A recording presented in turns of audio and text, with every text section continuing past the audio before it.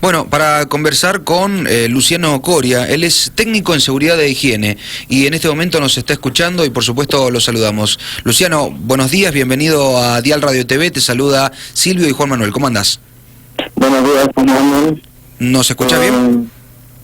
A ver si... Alejate un poquito del micrófono, del teléfono. Retoma un poquito ahí. ¿Ahí nos escuchás? Ahí está perfecto. Buenísimo. Bueno, Luciano, buen día, te habla Silvio de este lado. ¿Cómo te va? Buenos días, Silvio, ¿todo bien vos? Bien, todo bien. La pregunta del millón, ¿no? ¿Las empresas o los particulares hacen uso de profesionales como ustedes, por ejemplo, en seguridad e higiene respecto a las recomendaciones? Porque ustedes son personas que saben e idóneos en la materia. ¿Los contratan, los llaman?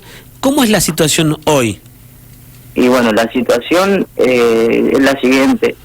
Estadísticamente, la construcción es uno de los empresas o rubros, obras, por decir, que tienen más índice alto en temas de accidentabilidad.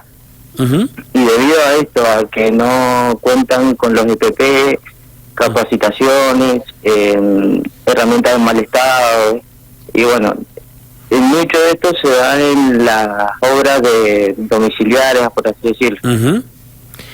Bien. Y bueno, sucede esto como ustedes están nombrando ahí. Luciano, entonces, respecto a lo que decías, ¿no? Cuando uno habla por rubros, ¿no? Uno inmediatamente tiende a identificar, ¿no? ¿Dónde están la mayor cantidad de accidentes? En la metalúrgica, en la construcción, en los talleres mecánicos, claro, en la metalmecánica, no sé. Vos decís que claro, en la construcción es el lugar donde más accidentes o siniestros de este tipo tenemos, ¿no? Claro, uno de los que más lidera. Por ejemplo, también puede estar la minería, que no recuerdo si está en segundo o tercer puesto. Y la construcción la lidera porque, bueno, es una rubro donde se utiliza mucho la mano de obra, y mano de obra no calificada. Que eso quiere decir que no tienen el conocimiento de los riesgos y la higiene que tienen que tener al momento de realizar dichas labores. ¿Qué pasa, Luciano, con el tema de, vos decías, la protección personal, ¿no? Primero personal y después para los terceros, o para los compañeros de trabajo ante estas cuestiones, ¿no?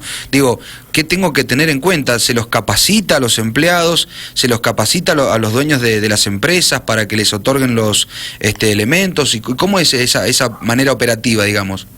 Bueno, se rige por una ley, 19.587, que es la Ley de Higiene y Seguridad en el Trabajo. Tanto como el empleador y el trabajador tienen que tener derechos y obligaciones. Dentro de estos derechos, el trabajador debe contar con los elementos de protección personal, bueno, tener los conocimientos en cuanto a seguridad e higiene, debe prevaler su integridad física, y bueno, el empleador debe dar los elementos de protección personal como son el casco, el guante, zapatos de seguridad. Luciano, ¿con quién estamos charlando, Juancito? Con Luciano Coria, él es técnico en seguridad y higiene de San Rafael, está con nosotros aquí en Kilómetro Cero. Luciano, recién decías, y lo subrayabas con claridad, que la mayor cantidad de accidentes se dan en la construcción. Si uno mira la construcción, por ejemplo, de grandes obras, te vas a dar cuenta que todos andan con el casquito, los guantes, los botines con punta de acero, etcétera. Pero a veces pasa que están construyendo una casa, un particular, y está el constructor y tiene ayudantes y ves que ninguno, ni el constructor, ni el ayudante, andan de zapatillas, sin casco. La ley es pareja para todos, sea una mega obra o sea que están levantando una medianera, ¿no? Claro, exacto. ¿Qué pasa, Silvio? Que en lo que vos preguntaste del servicio que nosotros brindamos, es muy costoso a veces. Entonces no se toma como un servicio que pueda ayudar a los empleados y evitar accidentes. O sea que yo soy empresario, por ejemplo, no sé, agarro diferentes obras, entre ellas la obra de una casa, levantar de cero una casa. Contratar a un técnico en seguridad e higiene, ¿lo considera hoy un propietario, un gasto? Exacto. Exacto. Esto es un problema, porque te estás arriesgando a tus empleados, digamos.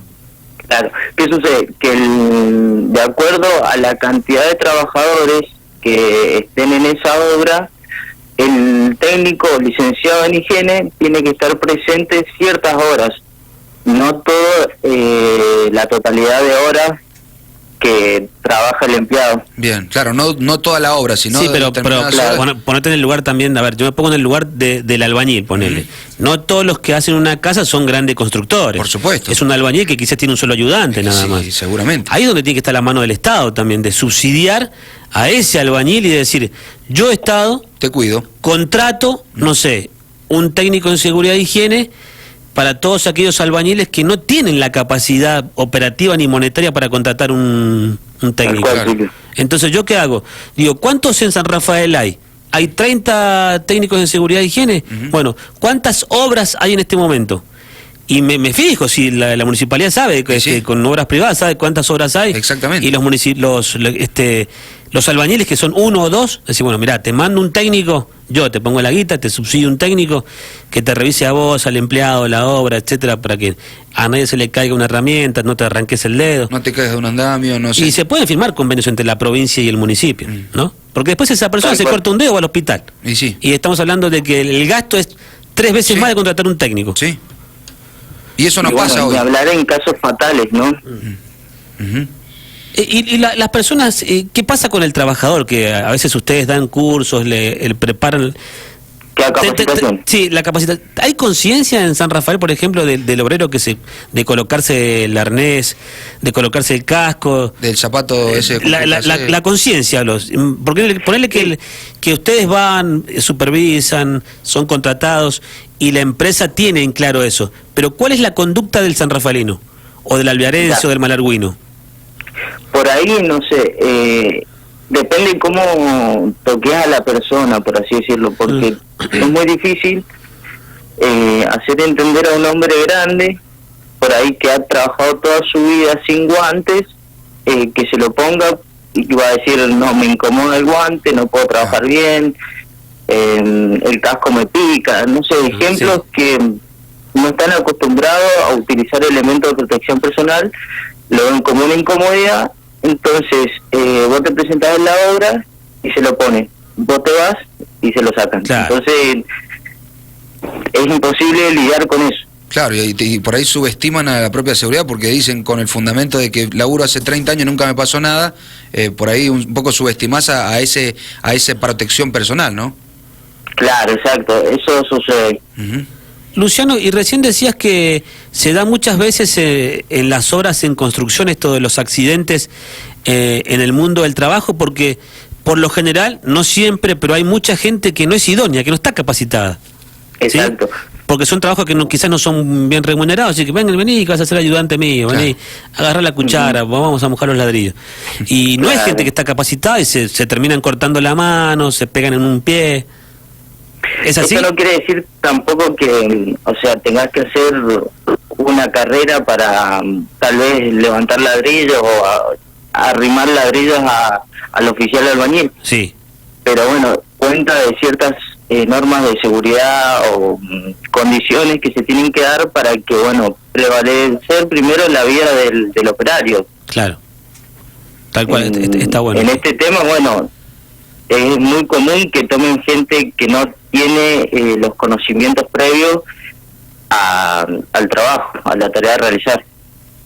Bien, Luciano, respecto después, por ejemplo, al tema de altura, hay un ítem ahí también, ¿no? A trabajar, digo, en altura, sobre un andamio, claro. Subirse eso conlleva también... Sí, los pintores, los ¿viste? pintores, los claro. que se suben a acomodar un techo también. A poner, qué sé yo, las chapas de un techo, también ya es el trabajo en altura. Ni hablar de los que se suben a las antenas. Bueno, es otro punto de aparte, ¿no? Claro, ¿Con qué debe contar allí alguna persona que esté trabajando en ese sentido? Bueno, la ley contempla que el trabajo en altura se considera de la planta del pie, por así decirlo, ¿sí? Al plano horizontal más próximo que no exceda los 2 metros. Por ejemplo, de 2 metros para arriba nosotros estamos hablando de trabajo en altura. Bien. Entonces, en este caso, como utilizaron un andamio, porque la tarea a realizar era más de 2 metros, se debe contar con un andamio que se haya visualizado que los caños estén con costuras adecuadas, digamos que no estén fisuradas, que por ejemplo el pasillo que tiene adentro el andamio debe tener 60 centímetros de ancho para que el operario pueda desplazarse en él sin ninguna complicación, incomodidad, y que tenga equilibrio. Y esos andamios deberían en teoría, ¿no?, estar homologados, ¿no?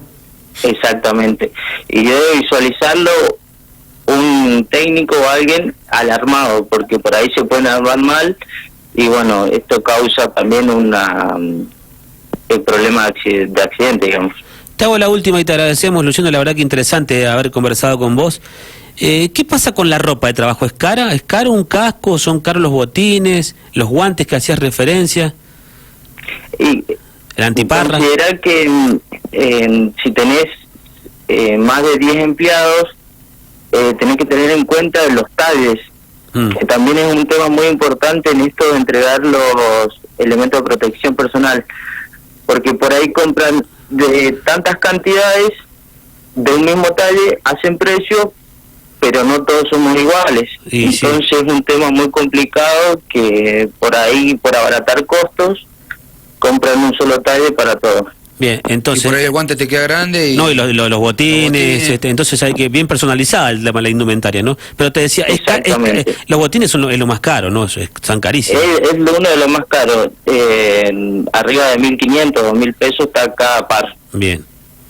Así Bueno, Luciano, ya te vamos a invitar para hablar de este largo y tendido. Es muy interesante el tema de la seguridad y la higiene en el mundo laboral. Te agradecemos, te mandamos un abrazo. Bueno, muchas gracias, que anden bien. Hasta luego. Bueno, Luciano Coria, un técnico en seguridad de higiene sanrafaelino, que nos comentaba un poco de este plano, ¿no? Los elementos de protección personal en el marco de los trabajos, ¿no? Sí, y con un dato que es interesante remarcarlo, Juancito, que es el que va primero en el ranking negativo, ¿no? En el triste ranking, o en el podio, es la construcción, respecto de las normas y los accidentes que sufren los obreros allí, ¿no? Largó un par de datos que a mí me interesan mucho, que no lo sabía, no es que no lo sabía, pero que lo sabés y no te das cuenta, ¿no? Que muchos de los accidentes que no en las horas... que estén tan arriba. Bueno, hablando del tema, decía que trabajo en altura es considerado a 2 metros. Estamos hablando de la puerta. Y sí. El que se sube arriba de una puerta, a la altura de una puerta, ya está en trabajo de riesgo, ¿no? Estoy poniéndole el tornillo que se le salió a la chapa en el techo y ya estoy en trabajo en altura. O un foco, es trabajo en altura. No, me quedo pensando en eso, ¿no? Respecto de la idoneidad, ¿no? De la persona que trabaja en la construcción. Lo dijo al principio, por eso después dejé la pregunta para lo último, porque cuando arranca a contarnos, Luciano nos decía que muchos de los accidentes es porque son personas que no están preparadas. Claro. Entonces, agarran una herramienta, no saben cómo usarla, se terminan cortando, se terminan pegando, se terminan golpeando. Imagínate una moladora que le pusiste mal ahí el disco y claro. Interesante, entonces.